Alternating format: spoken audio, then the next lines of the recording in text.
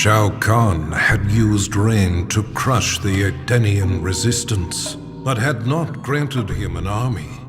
For this betrayal, Rain drowned the Emperor in his own blood. A grateful Raiden thanked Rain for eliminating the Emperor and saving Earthrealm. His heroics were befitting of a son of Argus. Rain's lost heritage was a revelation to him. That he was a direct descendant of an Edenian god proved his superiority. Power was his by right. His divinity confirmed, Rain's path was clear. He would use Shao Kahn's army to rule not just Outworld, but all the realms.